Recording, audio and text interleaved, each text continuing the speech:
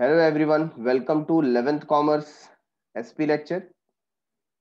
Currently we are in chapter number 6, Directors and Key Managerial Personnel of a company. And today we will take various meanings and roles of key managerial personnel from page number 87 from your textbook.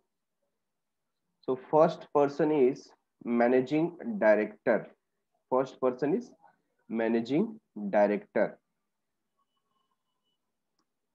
So when we talk about board of directors, so board of director में से ज्यादातर जो person होते हैं they are visiting kind of directors. What does it mean? They are there to make policies and not to implement it. Implementation के लिए separately एक managing director का नीड होता है. किसका नीड होता है? Managing director. ठीक है ना. For example Reliance industries limited है तो उसका मैनेजिंग डायरेक्टर कौन है? मुकेश अंबानी. तो आप समझ सकते हैं एक मैनेजिंग डायरेक्टर जो है वो ड्राइविंग फोर्स है कि नहीं? वो पूरे ऑर्गेनाइजेशन को अपने विजन के ऊपर क्या कर रहा है? रन कर रहा है. So it's a very important person in an organization. ठीक है ना. आप किसी भी ऑर्गेनाइजेशन का मैनेजिंग डायरेक्टर देखो तो ज्यादातर इन्वेस्टर्स को मैनेजिंग डायरेक्टर के ऊपर भरोसा होता है. किसके ऊपर? मैनेजिंग डायरेक्टर के ऊपर. And rest of the board of director are there to take care of the policy matters. है ना. जो प्रॉब्लम्स कंपनी फेस करती है उसको सॉर्ट आउट करते हैं. बट जो डे टू डे मैटर है, डेली डिसीजन मेकिंग प्रैक्टिसेस है, ये कौन करता है? Managing director. ठीक है. तो कौन होता है managing director? Under section 2 subsection 54 हम देखें कंपनीज एक्ट 2013 के अंदर ये जो सेक्शन है 2 सबसेक्शन 54 ये कहता है director who by virtue of article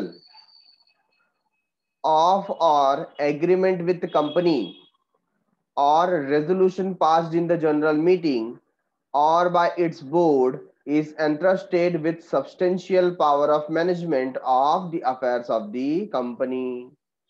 ऐसा डायरेक्टर मतलब सबसे पहले आपको अगर मैनेजिंग डायरेक्टर बनना है तो उसके लिए पहले डायरेक्टर होना चाहिए. है ना. तो among various board of director उसमें से किसी एक को क्या बनाया जाएगा? Managing director. कैसे बनाया जाएगा?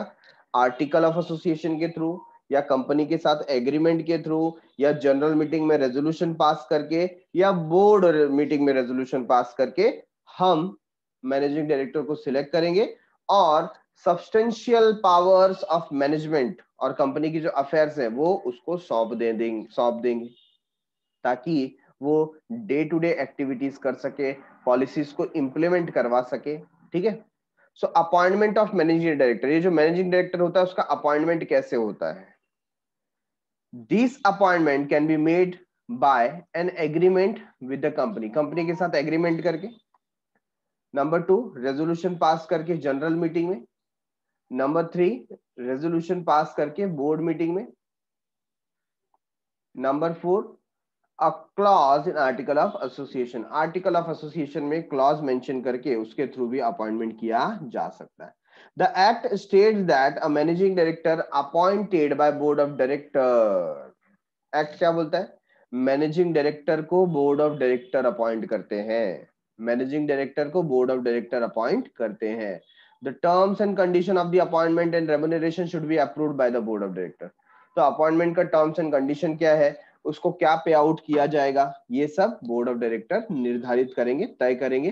This appointment is subject to approval of resolution by the next general meeting. और ये जो भी हम किसी का अपॉइंटमेंट करेंगे नेक्स्ट जनरल मीटिंग के अंदर जो शेयर होल्डर होंगे वो रेजोल्यूशन पास करके उसको अप्रूव करना चाहिए. अगर समझो ये अप्रूव नहीं हुआ तो उसको रिमूव कर दिया जाएगा.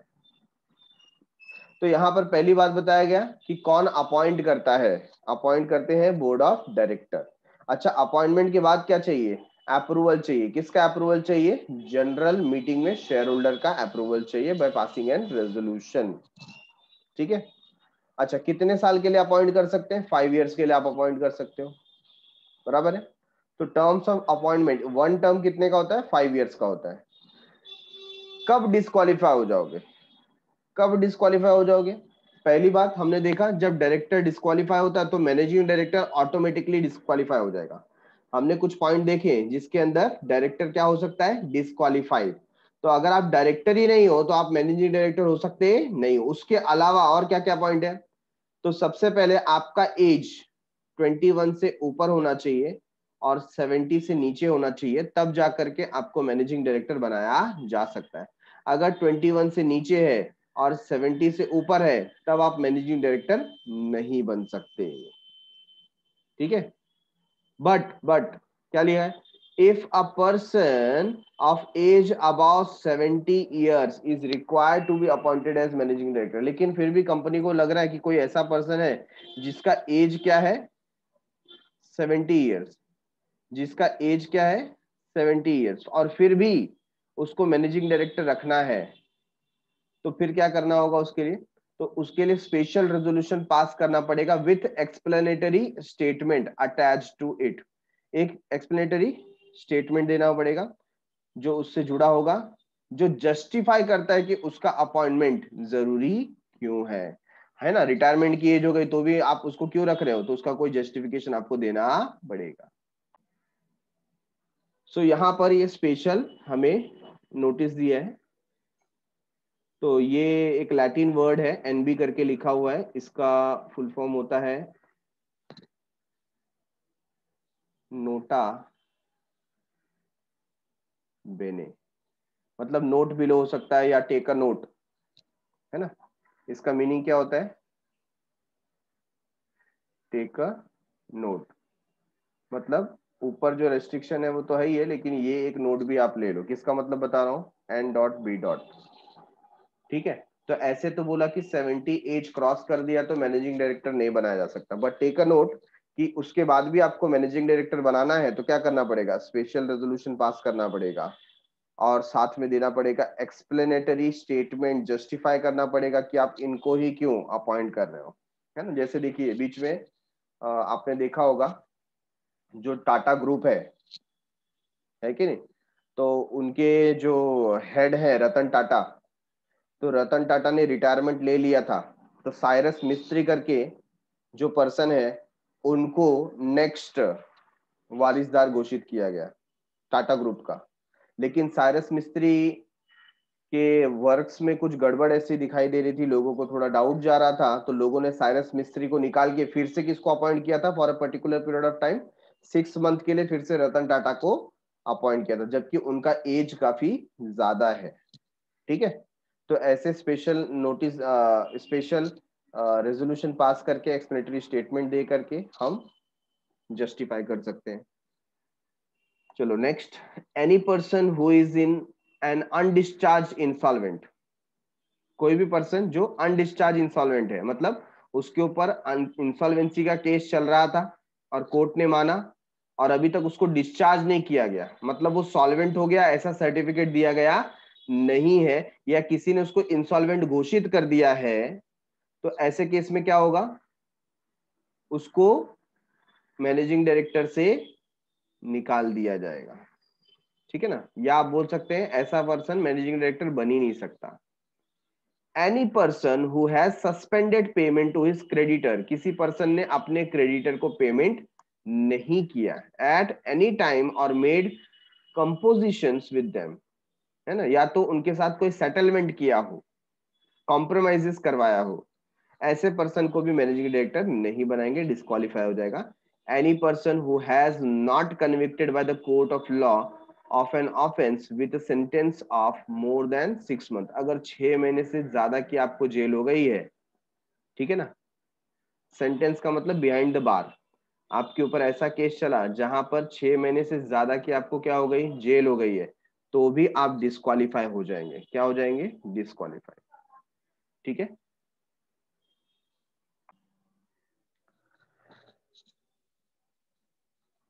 Now looking towards powers and duties, managing directors के लिए क्या पावर्स निहित की गई हैं, क्या अथॉरिटी मिली हुई है और क्या ड्यूटीज, क्या कर्तव्य हैं मैनेजिंग डायरेक्टर के। ठीक है ना? तो एक तो होता है अथॉरिटी, पावर, और दूसरा होता है responsibility, duties. So managing director is appointed to manage the affairs of the company. Company के अफेयर्स को, अफेयर्स मतलब यहां पर एक्टिविटीज ऑफ द कंपनी, है ना, कंपनी की जितने भी एक्टिविटीज है उसको मैनेज करने के लिए मैनेजिंग डायरेक्टर का अपॉइंटमेंट हुआ है. मैनेजिंग डायरेक्टर का अपॉइंटमेंट हुआ है. Powers and duties of the post of managing directors are defined by, कहां पे इसके पावर और ड्यूटीज के बारे में लिखा है? तो सबसे पहले agreement made with the company, company के साथ में जो एग्रीमेंट किया हुआ है उसके अंदर इसका उल्लेख होगा, उसको क्या पावर्स दिए गए हैं वो बताएगा, और उसके बेसिस पे इसका अपॉइंटमेंट हुआ है. ठीक है. दूसरी बात, memorandum and article of association, ये तो ओवरऑल रूल्स एंड रिस्पॉन्सिबिलिटीज बताता है, तो मैनेजिंग डायरेक्टर की भी क्या पावर है उसमें मिल जाएंगे. And third one is resolution passed by the board and member. जो रेजोल्यूशन जनरल मीटिंग में और बोर्ड मीटिंग में पास हुआ है वहां पर भी duties and powers of managing director बताया हुआ है. तो ये तीन जगह है. सबसे पहला एग्रीमेंट विद द कंपनी, दूसरा memorandum and articles of association, और तीसरा है resolution passed by the board and member. ये तीन जगह पर मैनेजिंग डायरेक्टर्स के पावर्स एंड ड्यूटीज के बारे में बताया गया है. तो फर्स्ट थिंग क्या हो गया? To manage the affairs of the company. क्यों बुलाया गया है? कंपनी के अफेयर्स को मैनेज करने के लिए. दूसरी बात, resolution passed by board and members, article of association और एग्रीमेंट विद द कंपनी बताता है कि क्या पावर्स एंड ड्यूटीज हैं. Managing director is entrusted with substantial power of management. Managing director को मैनेजमेंट के सब्सटेंशियल, सब्सटेंशियल मतलब क्या हो जाता है? मैक्सिमम पावर अवेलेबल है, मैक्सिमम पावर अवेलेबल है. ठीक है. तो यहां पर हमारा मेन पॉइंट होगा सब्सटेंशियल पावर. सब्सटेंशियल पावर का मतलब मैं बोल सकता हूं 80 to 90% जो पावर होता है वो किसके पास है? मैनेजिंग डायरेक्टर के पास. The power of managing director में रिलेट टू पर्टिकुलर डिविजन्स और दी बिजनेस. तो इसका जो पावर है वो किसी डिवीजन से रिलेटेड भी हो सकता है और बिजनेस से रिलेटेड तो है ही है. ठीक है. Relate to a particular division of the business.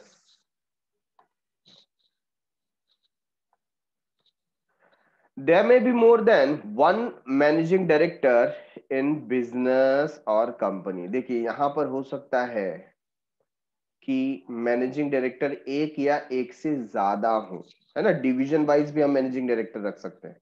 तो ये बात ध्यान देने वाली है, ये सबके ऊपर अप्लीकेबल नहीं होता. जब हम एमडी की बात करते हैं तो डिवीजन वाइज भी वेरियस मैनेजिंग डायरेक्टर हो सकते हैं, इसलिए बोला कि कंपनी के अंदर, बिजनेस के अंदर मोर देन वन मैनेजिंग डायरेक्टर हो सकते हैं. यह आपको ऑब्जेक्टिव्स में पूछा जा सकता है. Can there be more than one managing director in a company? Yes, there can be more than one managing director in a company. The managing director is required to function and exercise his power subject to superintendent's control and direction of the board of directors. देखिए उसके पास जो भी power है भले ही substantial power है, लेकिन जब तक उसको ये एक्सरसाइज करने की अनुमति बोर्ड ऑफ डायरेक्टर नहीं देते तब तक वो एक्सरसाइज नहीं कर सकता. ठीक है ना. तो सब्सटेंशियल पावर तो है उसके पास, but it is subject to superintendence control and directions of the board of director. तो बोर्ड ऑफ डायरेक्टर की देखरेख में ही वो अपने पावर्स का इस्तेमाल करेगा. Managing director must be a director of the company. ये तो सबसे बेसिक चीज है कि अगर आपको मैनेजिंग डायरेक्टर बनना है तो सबसे पहले आपको डायरेक्टर होना चाहिए, तो आप मैनेजिंग डायरेक्टर बन सकते हो. In context of above he has to fulfill his duties, responsibilities and liabilities of an ordinary director of the company. मतलब एज ए डायरेक्टर भी उसकी जो रिस्पॉन्सिबिलिटीज है, ड्यूटीज है, लाइबिलिटीज है, वो तो उसको निभाना ही है. साथ ही साथ मैनेजिंग डायरेक्टर का भी अथॉरिटी और रिस्पॉन्सिबिलिटी उसको निभाना है, रोल प्ले करना है. मतलब उसकी डबल ड्यूटी हो गई, एक जनरल डायरेक्टर और दूसरा managing director. Getting it everyone? So managing director का खुद का अपना रिस्पॉन्सिबिलिटी है, उसके साथ साथ उसको जो डायरेक्टर है उसके भी रिस्पॉन्सिबिलिटीज, लाइबिलिटीज और ड्यूटीज को फुलफिल करना होता है. तो इसका डबल रोल यहां पर हो जाता है, एक जनरल डायरेक्टर, दूसरा मैनेजिंग डायरेक्टर। चलो मैनेजिंग डायरेक्टर जैसा ही नेक्स्ट जो पोस्ट है वो है होल टाइम डायरेक्टर। क्या है?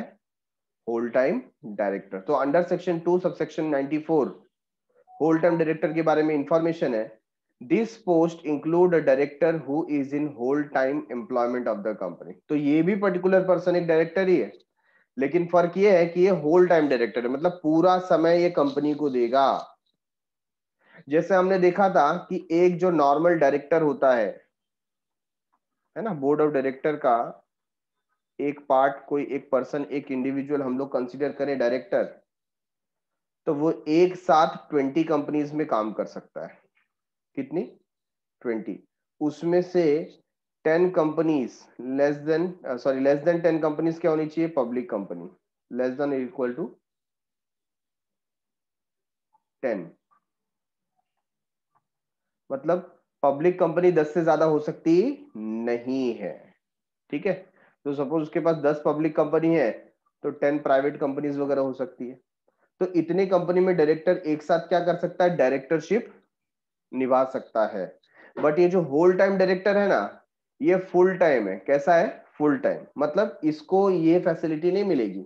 ये एक ही कंपनी में काम कर सकता है, उधर उसको पूरा समय देना है, वो 20 कंपनी में नहीं भाग सकता। ये फर्क समझ में आया आपको?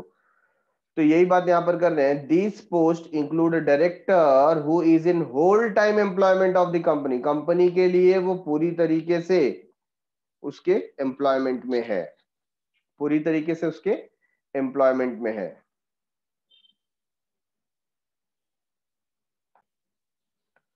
सो whole time director devotes his whole time, पूरा टाइम किसको देगा? कंपनी को देगा। वो दूसरे कंपनी में नहीं भागेगा, 20 कंपनी में डायरेक्टरशिप नहीं करेगा, ओनली इन वन कंपनी। ठीक है, so devotes his whole time to work with the company, पूरा टाइम कंपनी को देने वाला है।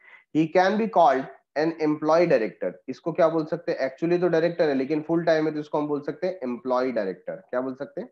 Employ director. कंपनी का एम्प्लॉय है फुल फ्लेज।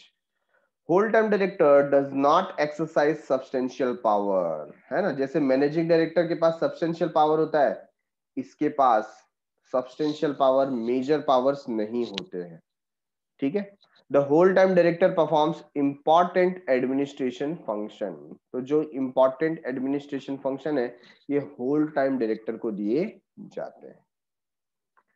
अब ऐसा ही पोस्ट आ जाता है मैनेजर का। The manager means any individual appointed subject to superintendence control and direction of the board.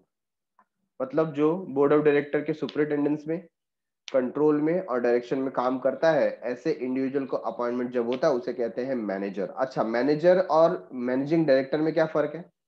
Manager का डायरेक्टर होना ये कंपलसरी नहीं है, मतलब हम बाहर से भी किसी को एज अ मैनेजर बना सकते हैं, बुला सकते हैं, कोई एक्सपर्ट होगा।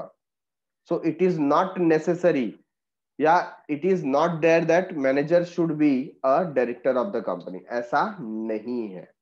ठीक है, ये नेसेसरी नहीं है। द मैनेजर लुक्स आफ्टर और he is expected to manage whole और substantially whole affairs of the company. तो आप रोल देखेंगे ना, तो मैनेजर का जो काम है वो मैनेजिंग डायरेक्टर के जैसा ही है, कुछ अलग नहीं है। बट फर्क क्या है? मैनेजिंग डायरेक्टर पहले एक डायरेक्टर है और फिर साथ में मैनेजिंग डायरेक्टर है, और यहां पर ये बंदा क्या है? ये पर्सन सिर्फ मैनेजर है। मैनेजर इन द सेंस ये डायरेक्टर वहां का नहीं है। ठीक है, इट इंक्लूड्स अ डायरेक्टर और any other person who occupies the position of a manager. तो यहाँ पर भी बताया कि ये डायरेक्टर हो भी सकता है और नहीं भी हो सकता है, मतलब ये नेसेसरी नहीं है कि वो डायरेक्टर ही हो। बाहर से हम किसी एक्सपर्ट को बुला करके भी मैनेजर बना सकते हैं। ठीक है, तो यहां पर वही बात किया गया, सब्सटेंशियली होल अफेयर्स ये कंडक्ट करता है, जरूरी नहीं कि वो डायरेक्टर हो। The manager need not be the director of the company. देखो यही बात किया, जो थर्ड पॉइंट को एलेबोरेट करके बात किया कि मैनेजर का डायरेक्टर होना ये कंपलसरी नहीं है, जरूरी नहीं है। Company can not have more than one manager, ये भी इंपॉर्टेंट है। कंपनी के पास एक से ज्यादा मैनेजर नहीं हो सकता। देखो मैनेजिंग डायरेक्टर के बारे में हमने क्या देखा था? मैनेजिंग डायरेक्टर एक से ज्यादा हो सकते हैं डिवीजन वाइज, हाँ या ना। बट मैनेजर ऐसा नहीं होता। मैनेजर एक ही होगा। तो ये डिफरेंस इसमें क्लियर होता है। तो कोई आपको बोलेगा कि what is the distinguish between managing director and manager. So पहला केस क्या होगा, पहला आप ये पॉइंट नंबर 4 बताएंगे, manager need not be the director of the company but managing director needs to be the director of the company. Managing director को director होना जरूरी है, मैनेजर को डायरेक्टर होना जरूरी नहीं है। ठीक है। दूसरी बात, मैनेजिंग डायरेक्टर एक से ज्यादा हो सकते हैं कंपनी में बट मैनेजर एक ही होता है। तो हम ये पॉइंट नंबर 4 और 5 बोल सकते हैं, ये मैनेजर और मैनेजिंग डायरेक्टर दोनों के बीच में क्या है, डिस्टिंग्विश। दोनों के बीच में क्या है, डिस्टिंग्विश। ठीक है। नोटा बेने क्या लिखा है, notice below the act allows either managing director और मैनेजर। तो एक्ट क्या बोलता है, या तो आपके कंपनी में मैनेजिंग डायरेक्टर होगा या तो मैनेजर होगा, है ना। एक मयान में दो तलवारें नहीं रह सकती। सर क्या होल टाइम डायरेक्टर साथ में रह सकता है, यस होल टाइम डायरेक्टर साथ में रह सकता है ना। तो आपका जो कॉम्बिनेशन है, या तो आप किसको रखो, एमडी को रखो अकेले, या एमडी को रखो होल टाइम डायरेक्टर के साथ में, या फिर आप रखो मैनेजर को और मैनेजर के साथ में आप होल टाइम डायरेक्टर को भी रख सकते हो। लेकिन मैनेजिंग डायरेक्टर और मैनेजर क्या ये साथ में अपॉइंट कर सकते हैं, आंसर इज नो। ठीक है। तो आप भी अपने टेक्स्ट बुक में ऐसा मार्किंग कर लो कि सिर्फ एमडी है तो चलेगा, एमडी के साथ होल टाइम डायरेक्टर है या एक से ज्यादा एमडी है तो भी चलेगा, सिर्फ मैनेजर है ना, ओनली मैनेजर तो भी चलेगा। यहां पर मैं लिख देता हूं ओनली एमडी,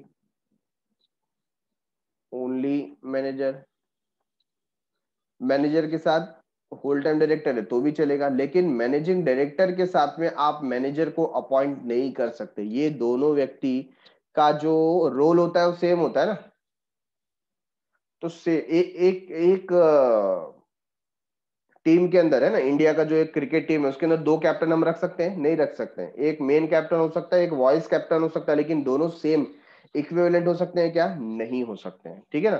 तो ये यहाँ पर कैप्टन है महेंद्र सिंह धोनी, तो ये वाइस कैप्टन हो सकता है।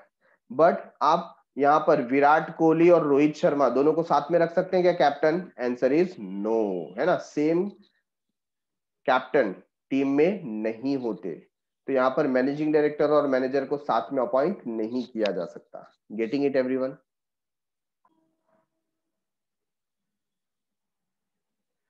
सम क्लैरिफिकेशन अबाउट साइमल्टेनियस अपॉइंटमेंट। देखो अभी अभी जो मैंने बताया ना, अब वो बता रहे हैं यहां पर एक एक करके। It is prohibited to appoint both managing director and manager simultaneously. तो ये जो मैंने अभी कैंसिल करवाया यही बता रहे हैं कि मैनेजिंग डायरेक्टर और मैनेजर को साथ में अपॉइंट करना क्या है, प्रोहिबिटेड। प्रोहिबिटेड मतलब मना है, आप दोनों को साथ में अपॉइंट नहीं कर सकते हैं। There is no prohibition on having whole time director and manager simultaneously. मतलब ये वाला जो पॉइंट मैंने बताया आपको, मैनेजर और होल टाइम डायरेक्टर साथ में रह सकते हैं, अपॉइंट किए जा सकते हैं। No provision on having managing director and whole time director simultaneously. तो ये वाला जो पॉइंट मैंने यहाँ पर आपको क्लियर किया था, मैनेजिंग डायरेक्टर और होल टाइम डायरेक्टर को साथ में अपॉइंट किया जा सकता है। No provision, sorry no prohibition on having more than one managing director in a company. आप एक से ज्यादा मैनेजिंग डायरेक्टर रखते हो तो भी चलेगा। ठीक है। तो ये कुछ यहाँ पर कॉम्बिनेशंस दिए हुए हैं जो आपको ध्यान रखना है।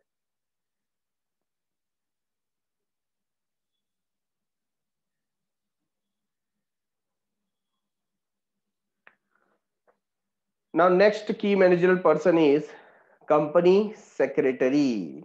कंपनी सेक्रेटरी हमने देखिए किसके किसके बारे में लर्न किया, managing director, whole time director और मैनेजर। ये तीन मेन की मैनेजर पर्सन के बारे में हमने रीड किया। Now we are talking about company secretary. Company secretary तो हमारे सब्जेक्ट का ही मेन पार्ट है। हम 11th स्टैंडर्ड से जिसके बारे में लर्न करते आ रहे हैं इसके बारे में भी बात करते हैं। We have studied company secretary earlier as an important types of secretary. Let's now study the this officer of the company as a key managerial person. ठीक है। Section 2 subsection 24 defines company secretary. तो company secretary का definition कहां पे लिखा है? Section 2 subsection 24 में। ठीक है। तो पहली बात, company secretary is appointed to perform functions of company secretary under the act. बहुत ही सिंपल तरीके से बताया कि जो कंपनी सेक्रेटरी होता है उसको अपॉइंट ही किया गया है कंपनी सेक्रेटरी का काम करने के लिए, obviously.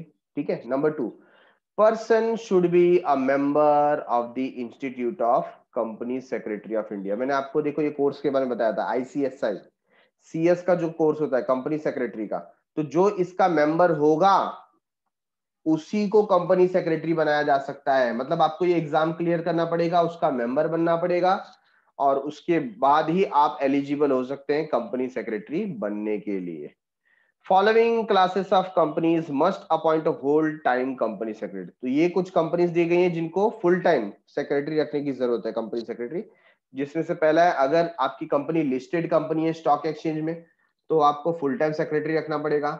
All other companies with paid up share capital of ₹5 crore, जिसका भी जो भी कंपनी का paid up share capital 5 crore या उससे ज्यादा है, उसको भी फुल टाइम सेक्रेटरी रखना पड़ेगा। तो बाकी हाफ टाइम रखेंगे, कम टाइम के लिए रखेंगे, नहीं रखेंगे तो चलेगा क्या? हाँ, बाकी के लिए चलेगा। बट यहाँ पर लिस्टेड कंपनी है तो फुल टाइम रखना पड़ेगा। और अगर आपका paid up share capital 5 crore से ज्यादा है, 5 करोड़ है या उससे ज्यादा है, तो दोनों ही केस में आपको क्या करना है? सेक्रेटरी फुल टाइम रखना पड़ेगा। कैसा रखना पड़ेगा? Whole time company secretary appoint करना पड़ेगा। Number 4, the whole time company secretary is appointed by a resolution of the board. तो सेक्रेटरी, कंपनी सेक्रेटरी को कैसे अपॉइंट करेंगे? तो ये जो होगा बोर्ड रेजोल्यूशन पास होगा। क्या होगा? बोर्ड रेजोल्यूशन, मतलब बोर्ड ऑफ डायरेक्टर्स को अपॉइंट करेंगे। Board decide terms and condition and remuneration. तो बोर्ड ऑफ डायरेक्टर डिसाइड करेंगे कि कौन से टर्म्स एंड कंडीशन और रेम्युनरेशन के ऊपर वो काम करेगा। Number 5, the whole time company secretary can not hold office in more than one company. अगर आपका सेक्रेटरी फुल टाइम आपके यहाँ पर ही काम कर रहा है ना, होल टाइम रखा है आपने, तो वो और किसी कंपनी में काम कर सकता नहीं है एज अ सेक्रेटरी। ठीक है। Whole time secretary can be a director, can be director of a company with the permission of the board. तो जो होल टाइम सेक्रेटरी है वो कंपनी का डायरेक्टर भी हो सकता है अगर बोर्ड ने परमिशन दिया तो। The first secretary of the company is appointed by the promoter. पहला जो सेक्रेटरी होता है वो प्रमोटर अपॉइंट करता है। ठीक है ना।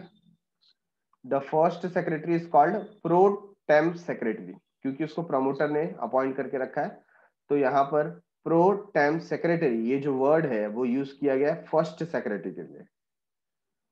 The pro tem secretary appointed by promoters may or may not be appointed as a regular secretary by the board। बाद में जब बोर्ड का गठन होगा तो हो सकता है बोर्ड ऑफ डायरेक्टर उस सेक्रेटरी को चेंज कर दे, या ये भी हो सकता है कि उसी को रखे। तो इसके लिए लिखा है may not be appointed as regular secretary. वो जो हमारा प्रोटेम सेक्रेटरी है वो जरूरी नहीं कि वो भी आगे फिर से अपॉइंट किया जाए। The pro tem secretary helps in fulfilling different formalities during formation of the company. Company के जो भी फॉर्मेशन का काम है, इसके अंदर प्रोटेम सेक्रेटरी बहुत अच्छी तरीके से जितने भी फॉर्मेलिटीज है उसको कंप्लीट करता है, फुलफिल करता है।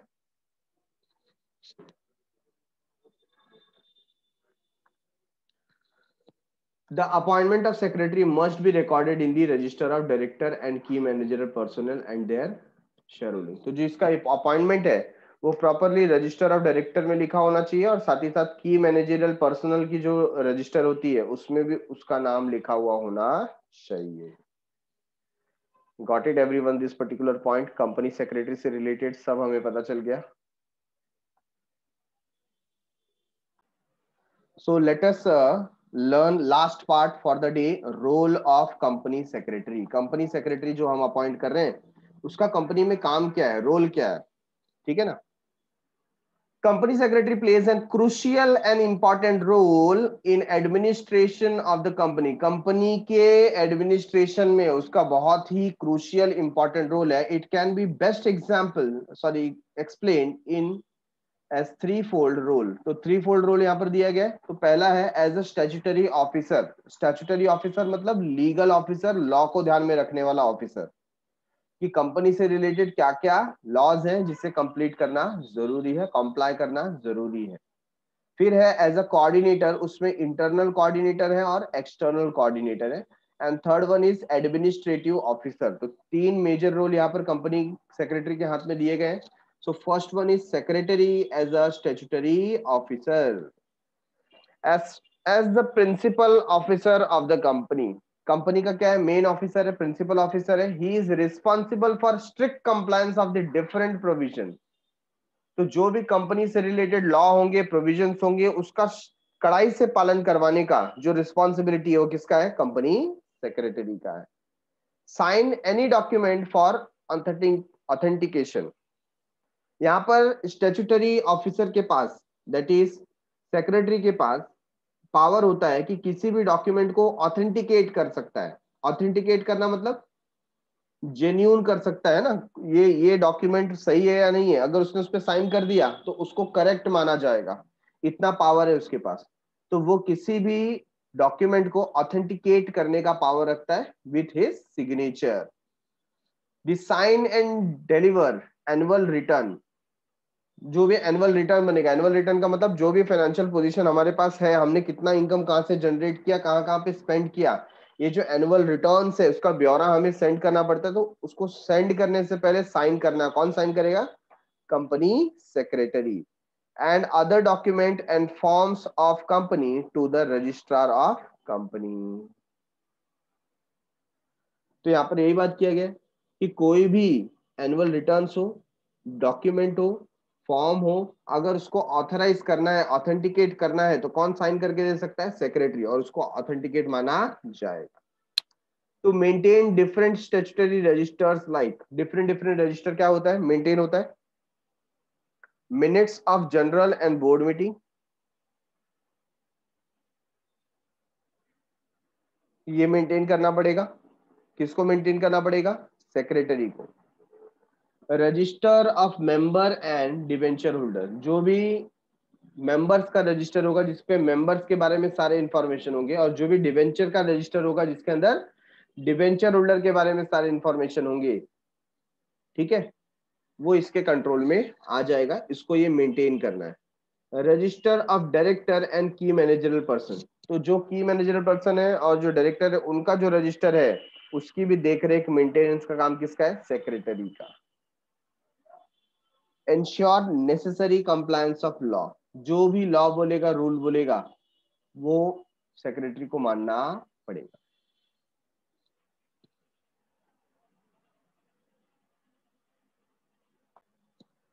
Oh, we will do one thing. We will stop here. Rest of the thing we will do it in the next lecture. तब तक के लिए बाय बाय, शुक्रिया, शब्बा खैर, सायोनारा. Bye bye everyone.